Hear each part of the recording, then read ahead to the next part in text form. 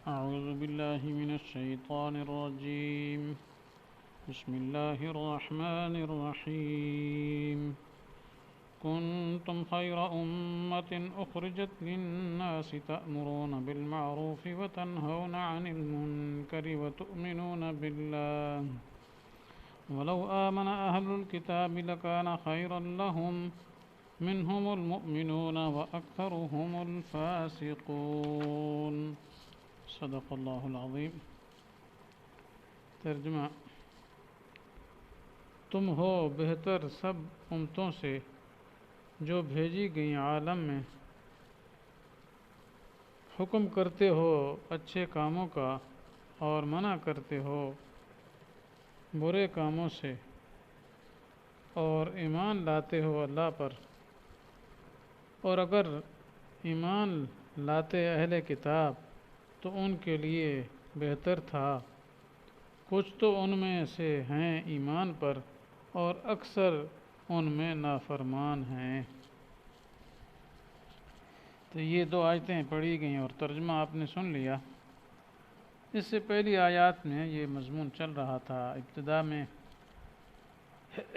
ایمان اور تقوی کی تاکید کی گئی، پھر اس کے بعد آپس میں اتحاد و اتفاق کا حکم ہوا اور تفرقہ بازی سے اور فرقہ پرستی سے روکا گیا، اور پھر اس کے بعد امر بالمعروف اور نہی عن المنکر کا حکم دیا گیا. وَلْتَکُن مِّنکُم پیچھے آ چکا ہے، اور پھر درمیان میں کچھ ڈراوا اور کچھ بشارت آئی. اب آخر میں یہ کنتم خیر امۃ اخرجت للناس، یہ اسی سابقہ مضمون جنہیں امر بالمعروف اور نہی عن المنکر کی تاکید اور تکمیل ہے، اسی کو اس انداز سے بیان کیا جا رہا ہے کہ اس امت کی فضیلت اور شرف جو ہے وہ اسی وجہ سے ہے. یعنی وجہ کیا ہے تو وہ اس آیت میں بیان کی گئی کہ یہ امت جو ہے سب امتوں سے افضل ہے. جی، تو اس کے افضل ہونے کی وجہ اس آیت میں آگے بیان کی جا رہی ہے. اور اس آیت سے بھی معلوم ہوتا ہے کہ آپ صلی اللہ علیہ وسلم کی امت کیا تمام امتوں سے افضل ہے.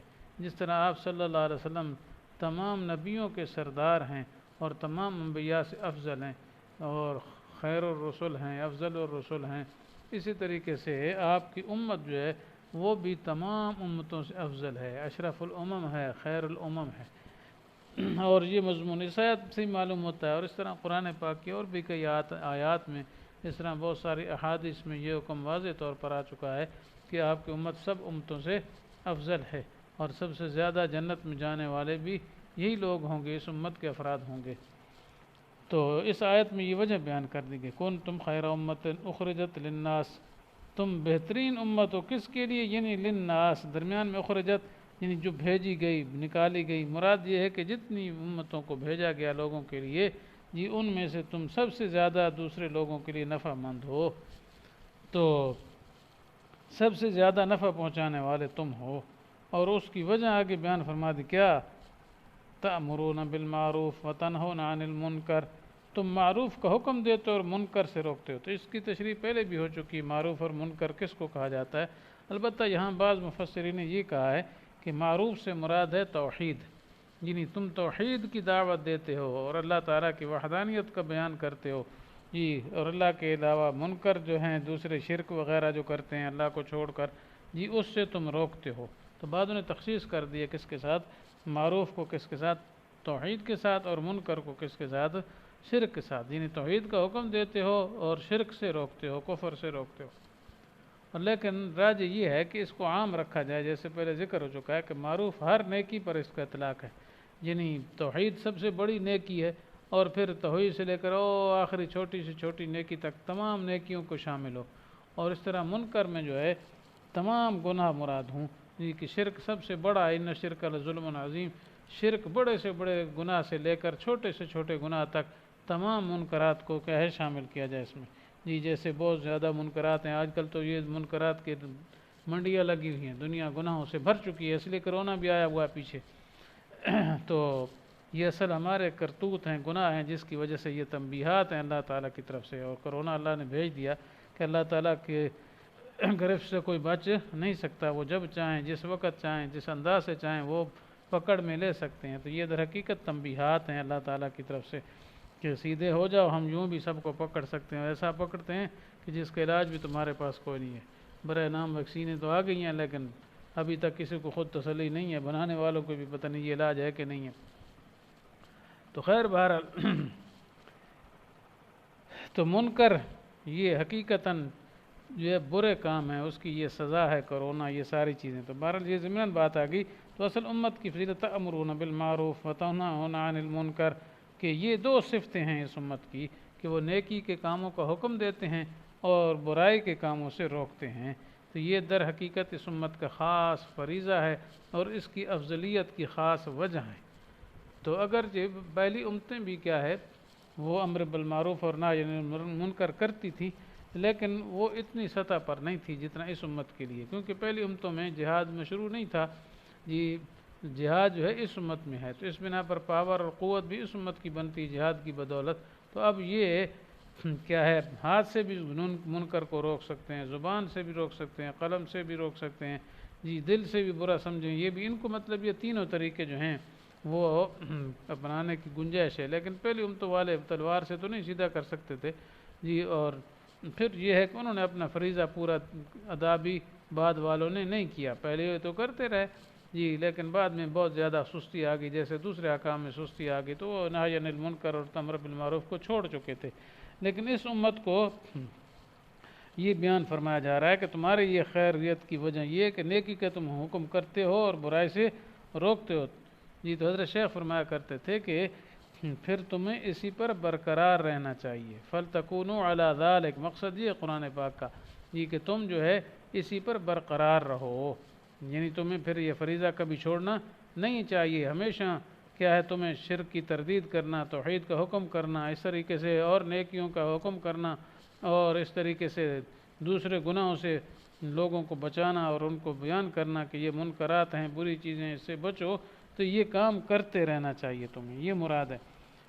وَتُؤْمِنُونَ بِاللَّهِ، آگے تیسری وصف یہ بیان فرما دی، تم اللہ کے ساتھ ایمان لاتے ہو۔ تو یہ اللہ کے ساتھ ایمان لانا چاہیے، تو یہ تھا پہلے ہو، کیونکہ یہ تو سب کی اصل ہے، لیکن یہاں بعد میں ذکر کیا گیا، پہلی دو وصفیں پہلے آ گئیں اور ایمان کو بعد میں ذکر کیا۔ تو اس کی وجہ یہ ہے، مفسرین یہ لکھتے ہیں کہ اصل مقصود یہاں امت کی خاص فضیلت کی دو چیزیں اس کو بیان کرنا تھا، ایک امر بالمعروف اور دوسرا نہی عن المنکر۔ باقی ایمان باللہ کا ذکر کرنا یہاں مقصوداً نہیں ہے، یہاں طبعاً ہے، یعنی مطلب یہ کہ یہ دونوں چیزیں معتبر تب ہوتی ہیں جبکہ ایمان باللہ ہو، یعنی خالص اللہ تعالیٰ کی توحید پر ایمان ہو اور اللہ کے علاوہ حاجات میں اور کسی کو نہ پکارے جی، خالص ایمان ہو اللہ کے ساتھ۔ تو یہ ایمان قید کے طور پر ذکر ہوا ہے، اس لیے اس کو مؤخر ذکر کر دیا، چونکہ مقصود وہ دو صفتیں تھیں۔ تو یہاں تک تو یہ مسلمانوں کی افضلیت اور اس امت کا افضل ہونے کا بیان تھا، اور در حقیقت ان کو ترغیب بھی دینی تھی کہ یہ کام کرتے رہنا تھا۔ آگے وَلَوْ آمَنَ أَهْلُ الْكِتَابِ سے اہل کتاب کو ترغیب دی ہے، وَلَوْ آمَنَ أَهْلُ الْكِتَابِ لَكَانَ خَيْرًا لَهُمْ، کہ اگر ایمان لے آتے اہل کتاب یہود و نصارہ تو یہ ان کے لیے بہتر ہوتا۔ تو مقصد بہتر ہونے کا یہ ہے کہ وہ بھی اس امت میں شامل ہو جاتے، وہ بھی خیر الامم میں شامل ہو جاتے، فائدہ ہو جاتا ان کا، کیونکہ ان کو پتہ تو پہلے سے ہے، کیونکہ آپ صلی اللہ علیہ وسلم کے اوصاف اور آپ صلی اللہ علیہ وسلم کا پروگرام جی وہ سارے کا سارا جان چکے ہیں پہلے سے، ان کی کتابوں میں سارا کچھ مذکور و مرقوم ہے۔ چاہیے تو یہ تھا کہ بس جو ہی آپ تشریف لاتے وہ فوراً مان لیتے، لیکن بہرحال وہ اب مان نہیں رہے، تو اللہ تعالیٰ فرما رہے ہیں اگر وہ ایمان لاتے تو ان کے لیے کیا ہوتا، بہتر ہوتا جی، دنیا کے اعتبار سے بھی بہتر ہوتا اور آخرت کے اعتبار سے بھی بہتر ہوتا۔ دنیا میں ان کو عزت و شرف مل جاتا اور آخرت میں بہت بڑا اجر و ثواب وہ پاتے۔ لیکن آگے فرمایا منہم المؤمنون واکثرهم الفاسقون، کہ بعض ان میں ایمان لانے والے ہیں، یہاں من تبعیضیہ ہے، یعنی اہل کتاب میں سے کچھ لوگوں نے ایمان قبول کیا ہے، جیسے جی یہودیوں میں سے ان کے بڑے عالم حضرت عبداللہ ابن سلام، ان کے بھائی اور ساتھی جی، تو وہ ایمان لائے تھے۔ تو یہودیوں میں بہت کم تعداد میں ایمان لائے تھے۔ اس طرح نصارہ میں بھی کچھ لوگ ایمان لائے تھے جن کا ذکر آتا ہے حدیث میں کہ نجاشی بادشاہ حبشے کا جو تھا جی اس نے ایمان قبول کیا تھا۔ اس طرح حضرت عدی ابن حاتم طائی کے بیٹے تھے حضرت عدی، وہ بھی پہلے عیسائی مذہب پر تھے، انہوں نے بھی کہ اسلام قبول کیا، اور بھی کئی عیسائی جو ہے مسلمان ہو گئے تھے۔ تو اس لیے ان کی تعریف کے طور پر فرمایا ان میں کچھ تو ایمان لانے والے ہیں، لیکن اکثرهم الفاسقون، لیکن اکثر ان کے کیا ہے، فاسق ہیں، نافرمان ہیں۔ تو مقصد یہاں مقصود ترغیب دینا ہے اہل کتاب کو کہ وہ بھی ایمان قبول کر لیں تو ان کے لیے بہتر ہوتا ہے، وہ بھی اچھی امت میں شامل ہو جاتے۔